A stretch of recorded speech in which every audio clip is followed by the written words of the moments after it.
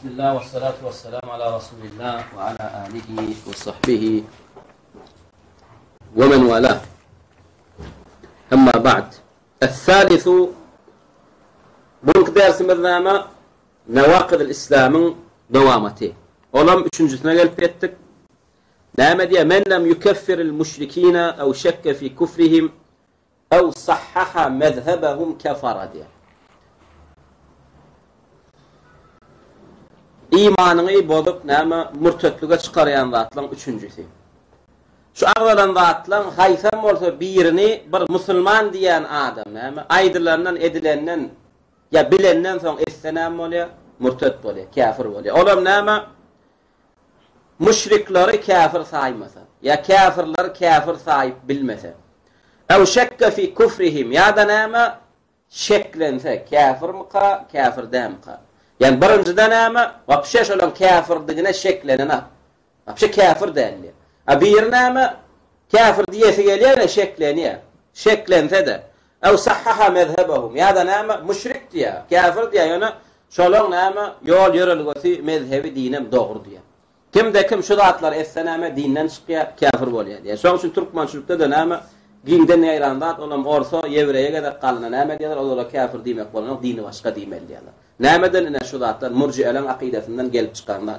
Ýok, beý diýmeklik bolan. Allah Taala näme ýewreýe de kafir diýdi, hristiýana da kafir diýdi. We Rasulullah ikisiniň garşysynda näme kafir diýen, kafir diýip jihad etdi. Şoň üçin Allahyň we Rasulynyň kafir diýip hökm eden adamlaryna näme bizem hökmani suratda kafir diýmeli bolýar. Diýmesek, ýa şeklensek, ýa şolaňam dinini, mezheplerini ýol ýörelgesi dogry saýsak näme murtet bolýar, dinden çykýar. İnne gelin näme açıklamak malyn. Ve hadihi'l mes'eletu khatiratun jiddan. Yani kafire kafir diýmesizligem näme? Ya olan küfründe şeklenip ya olan mezhepleriniň batyllygyny näme dogry saýmaklygy näme gaty bir howply, hatarly mesele diýer. Yaqa fiha kesirun minel muntasibin li'l-islam. Gylan sagan näme? Özüne musulman diýenden köpüsi şu näme üçüncü dinden çykarýan bady etýärler diýer. Men lam yukeffirul müşrikin. Kim kafirlere näme? Kim müşrikleri kafir saýmasa diýer. Yaqul ana walhamdulillah ma indi şirk. Gurna sana näme diýer? Alhamdulillah mena musulman diýer. Şirk edemek diýer. Şirkin nämedinden bilen gaýtýanam diýer. Wala aşraktu billah. Alhamdulillah ibadetlemem Allah üçin etýär. Allah'ıma da şerk getiremek diýer. Ýöne ol adamlara da mena kafir diýiljekler diýer. Şunu şey diýerler. Bir olara näme diýer? Sen onda näme? Naqulu lehu ente ma arafta ad-din diýer. Onda sen aslan uýan dinini tanamansın diýer. Sen özüňi ýön koýan dinini bilmäsiň diýerler. Sen özüňi ýön koýan dininde sen kafir diýiljek gelýän adamlaryňa näme? Kafir diýip geldi. Allah Taala näme diýer? Laqad kafara allazina qalu inna Allaha salisu salasa diýer. Allah Taala näme? Allah üçin birdir diýenler. Yani İsa Hristiýan akidesini aýtýar.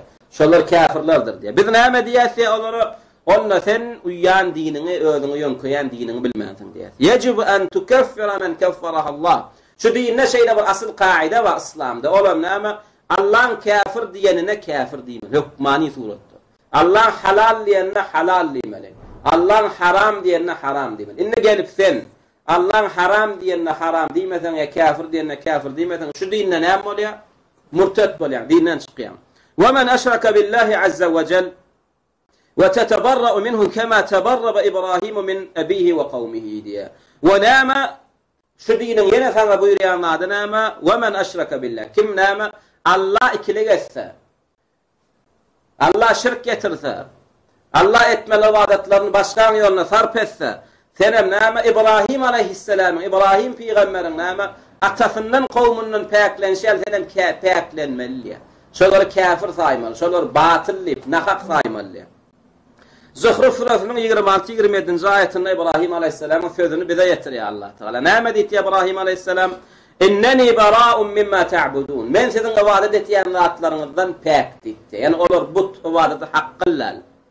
İlla allazi fatarani fe innehu seyehdin. Megerem men özümi näme?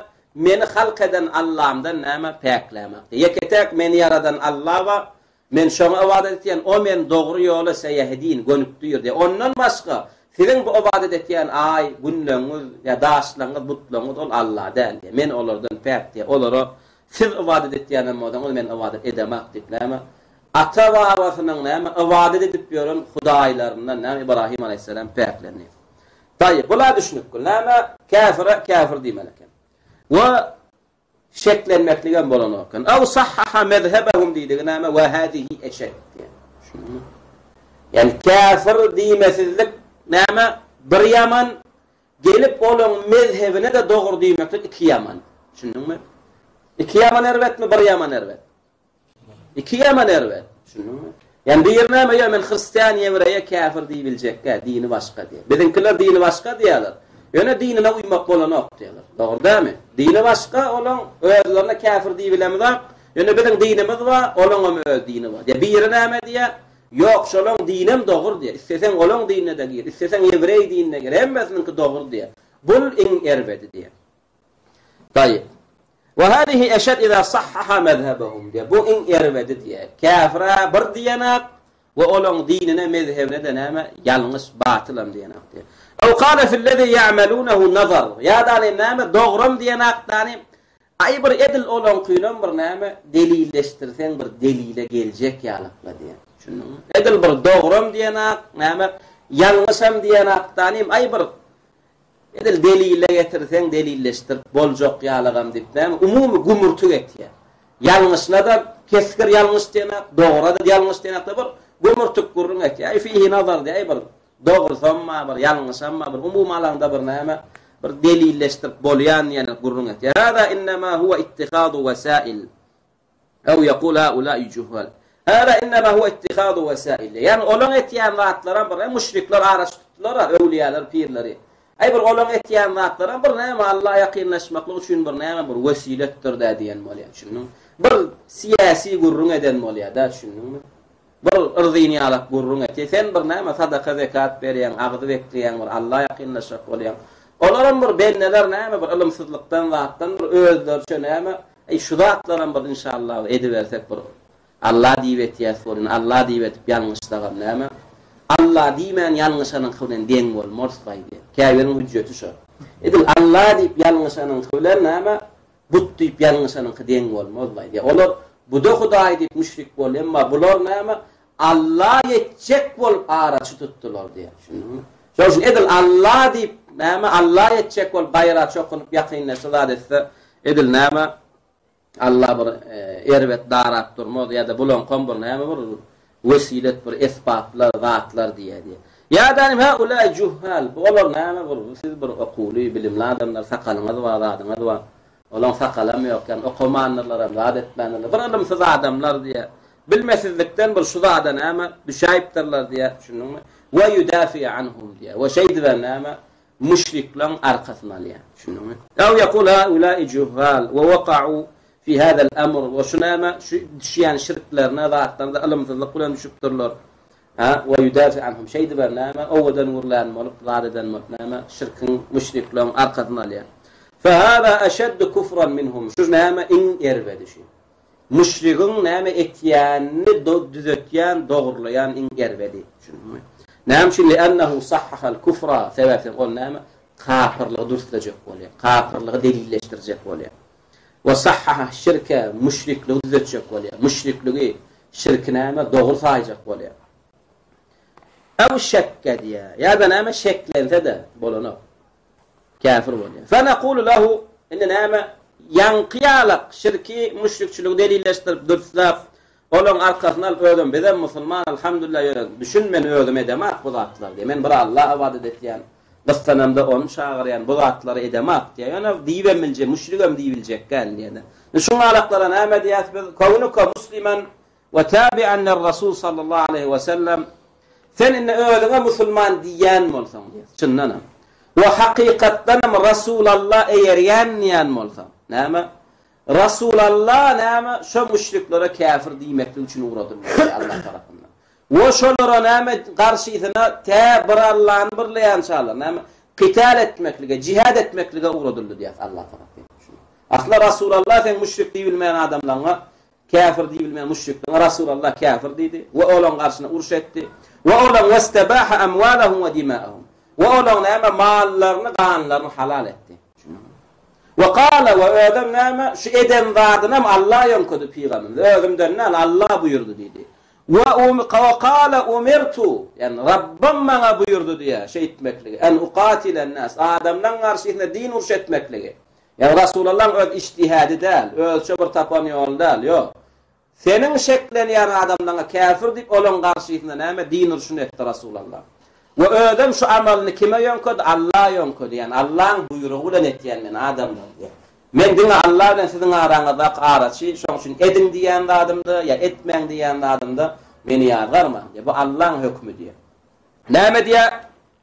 Umirtu en uqatilen nas. Allah bana buyurdu diye adamların karşısında neyme uruş etmekliği. Haçalaçenni liyekulu la ilahe illallah. Ta la ilahe illallah deyip Allah'dan başka bar ibadet etiyen zatlarını taşlayan şalar. Ve ibadetlerini bir Allah etiyen şalar. Şunu deydiler mi bollu olur neyme menden halas diye. Eğer olur bizim öz musulman doğanımız oluyor, canı, mali, kanı neyme, gorolu oluyor.